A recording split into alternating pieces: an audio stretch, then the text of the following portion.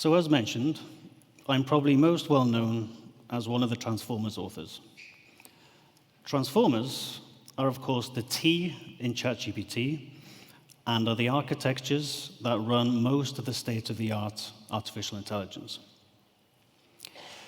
If I think back to that time when we were working on the Transformers, I remember it as a very organic, bottom-up kind of project where the idea came from talking over lunch or scribbling randomly on the whiteboards in the office. And importantly, when we felt like we did actually have a good idea, we had the freedom to actually spend the time and go and work on it. And even more importantly, we didn't have any pressure that was coming down from management. No pressure to work on any particular project, publish a number of papers, to push a certain number up. So that's the image I want you to have in your mind, right? That is the kind of environment that allowed the Transformer to come into existence. An organic, open-ended, and with a lot of freedom to pursue the ideas that we thought were interesting and important. And my deep concern is that right now in the AI industry, we do not have this kind of environment. And I want to talk about why not and what can we do about it. So the main paradox that I see in artificial intelligence research, or the industry in general right now, is that despite the fact that there's never been so much interest and resources and money and talent, this has somehow caused a narrowing of the research that we're doing. And to me, I think the reason is fairly obvious.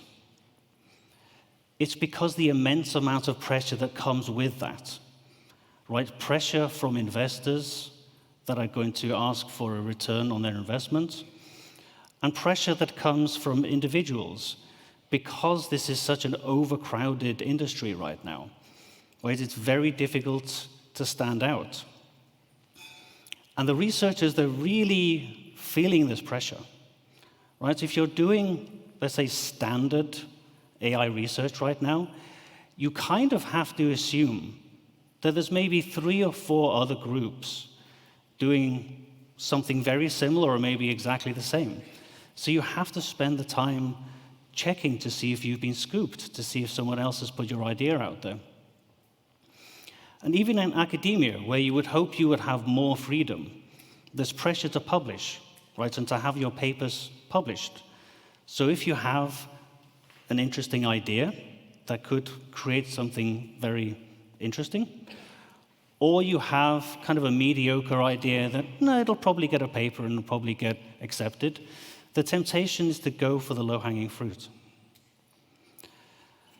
So unfortunately, this pressure damages the science because people are rushing out papers, and it's reducing the amount of creativity that we have.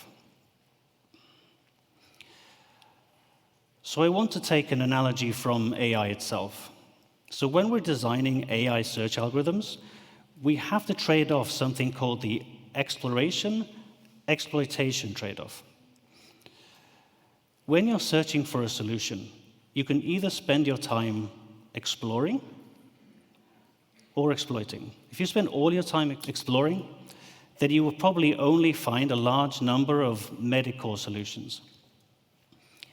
If you spend your time just exploiting, then you might lose out on finding other alternative solutions that you might be able to exploit better and improve better. And we are almost certainly in that situation right now in the AI industry. So all I really want to ask you today is to consider just changing that balance a little bit, right? Just turning up the dial and exploring more.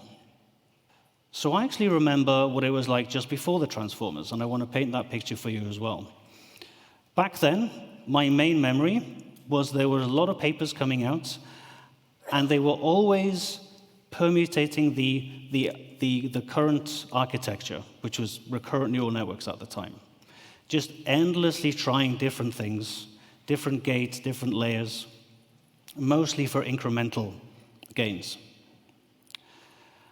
And then after the Transformer came out, all of that work that was spent on improving the recurrent neural network kind of felt a bit pointless. Maybe that's a bit too harsh, but think of it like this. How much time do you think those researchers would have spent trying to improve the recurrent neural network if they knew something like Transformers was around the corner? Right? It turned out we needed a longer conceptual leap. We needed to throw away recurrence completely. And again, I am worried that we're in that situation right now, where we're just concentrating on one architecture and just permuting it and trying different things, where there might be a breakthrough just around the corner. And if there is, then we should be acting like it. The next breakthrough, almost by definition, has to come from this sort of open-ended, much more speculative research, right? And the only way to really hedge your bets against missing out on the next big thing is to invest in this kind of research. So, if I came up here and did nothing but just moan about the current situation, I don't think it would be a great talk. So I want to give you a couple of suggestions. First of all, in my company, we champion having nature-inspired. So there are still things, plenty of things, that the human brain can do that current state-of-the-art AI can't do. So maybe if we take some inspiration from nature, we can get some of those properties. But that's kind of my bias. You should follow what's interesting to you. There's actually a quote I heard 2 weeks ago, and I thought, that's perfect. I'm having that for my talk. And I think I'm stealing it from a guy called Brian Chung. And it goes like this. You should only do research that wouldn't happen if you weren't working on it. And I think that captures it perfectly. And if we all did that, we wouldn't be stepping on each other's toes, and we'd be exploring much more efficiently. So I want to give you a concrete example.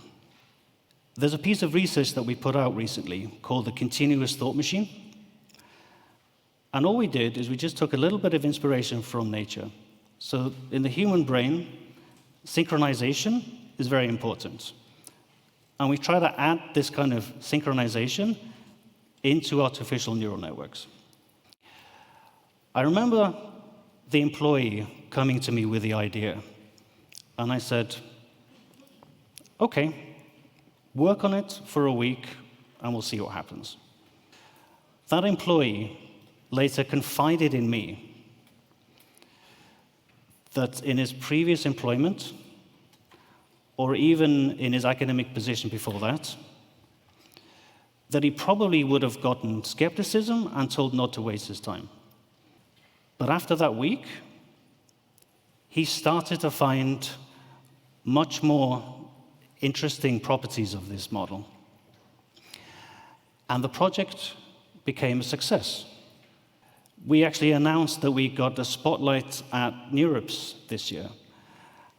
And I think there's a couple of reasons for that. I think there's a hunger for this kind of new and differentiated research. And more interestingly, at no point when we were working on this project did we have to worry about being scooped. So we could take our time, right, to do the science properly and run the benchmarks that we wanted to run. And I think that's the kind of research we should be doing. So hopefully, from that, you can tell that I'm not just up here trying to make a talk that sounds good. I actually believe this, right? I am putting my money where my mouth is, and I am creating this kind of environment, the kind of environment that allow transformers to come into existence at my company. I'm not sure if I should tell you this because it's a bit of an advantage that the company has right now, but it's a really, really good way of getting talent. Think about it. Talented, intelligent people, ambitious people, will naturally seek out this kind of environment with high autonomy. And some of our best hires recently have been explicitly because of this reason. And by the way, it works better than just money. Think about it. These superstars that are apparently being snapped up for literally $1 million a year in some cases, do you think that when they start their new position, they feel empowered to try their mad ideas, their more speculative ideas? Or do they feel immense pressure to prove their worth and will once again go for the low-hanging fruit? So there's another reason I think that maybe we're not exploring quite as efficiently as we should be. And that's because transformers are too good. I know, modesty. But seriously, I mean, what can I mean by that? What I mean is I think the punchline is going to be that when we look back at this point in AI history, the fact that the current technology is so powerful and flexible that it stopped us from looking for better. Right? Makes sense, right? If the current technology was worse, more people would be looking for better. So there's 2 points I would like to clarify. First of all, I'm not saying that there isn't already plenty of very interesting research happening. I'm just saying that given the amount of talent and resources that we have currently, we can afford to do a lot more.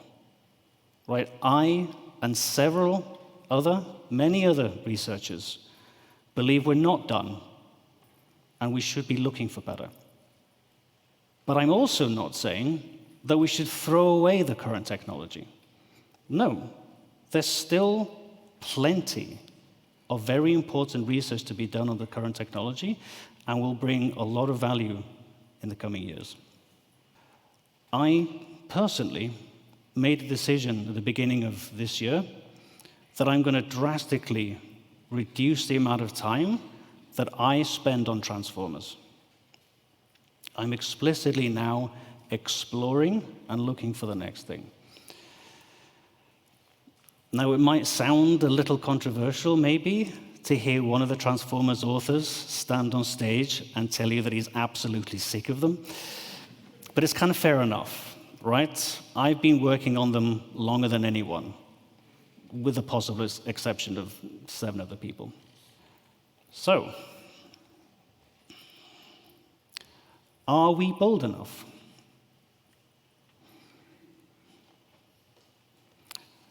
Researchers, are you bold enough to spend more time on the ideas that you think are important and interesting?